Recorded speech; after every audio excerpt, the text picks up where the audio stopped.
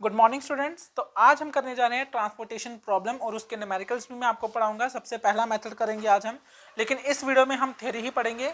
तो चलिए स्टार्ट करते हैं। थ्योरी बहुत छोटी सी है इसकी, क्योंकि न्यूमेरिकल ही सबसे इंपॉर्टेंट है यहाँ पर। तो चलिए स्टार्ट करते हैं। Introduction. Transportation model were originated in 1941, यानी कि ट्रांसपोर्टेशन मॉडल कब आया था? 1941 में। When F.L. Hitchcock presented a study entitled कौन सी? The distribution of product. हमने प्रोडक्ट को कैसे डिस्ट्रीब्यूट करना है सेवरल, यानी कि बहुत सारे सोर्सेज से न्यूमेरिकल लोकेलिटीज में। यानी कि लेट्स सपोज कर लो दिल्ली में कोई प्रोडक्शन हो रही है, वो प्रोडक्शन जो हो रही है प्रोडक्ट्स की, उन प्रोडक्ट्स को हमने कैसे पूरे इंडिया में बेचना है, कैसे कैसे उसको ट्रांसपोर्ट करना है, वो इसमें हम प्रॉब्लम्स को सॉल्व करते हैं।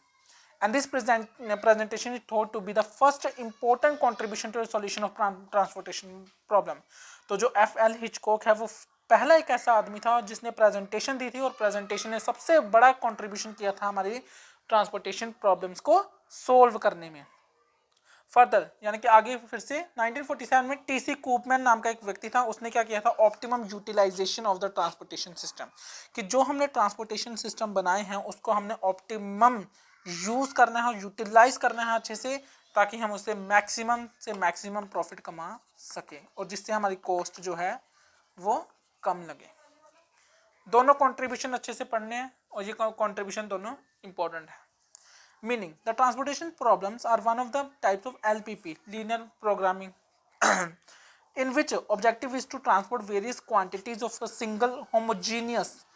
देखो यहाँ पर ये चीज़ बात रखना, याद रखना कि होमोजीनियस प्रोडक्ट को ही ज़्यादा यहाँ पर क्या दिया जाता है? प्रेफरेंस दी जाती है। होमोजीनियस यानी कि जो सेम प्रोडक्ट्स हैं, सेम प्रोडक्ट, एक ही टाइप के प्रोडक्ट, ठीक है, उस एक सिंगल होमोजेनियस कमोडिटी को किस तरह हमने बाकी सारी डेस्टिनेशंस पे पहुंचाना है जिससे हमारी कॉस्ट मिनिमम हो, जिससे हमारी कॉस्ट क्या लगे? Minimum. Transportation problem give direct relevance to the decisions in the area of distribution. Policy making में भी देखा जाता है, जिसका ऑब्जेक्टिव क्या होता है? मैक्सिमाइज करना प्रॉफिट को और मिनिमाइज करना हमारी टोटल कॉस्ट को। ऑब्जेक्टिव क्या है? वही मिनिमाइज द टोटल कॉस्ट और मैक्सिमाइज द प्रॉफिट। टाइप क्या है? अनबैलेंस्ड और बैलेंस्ड। ये आपको मैं पढ़ाऊंगा।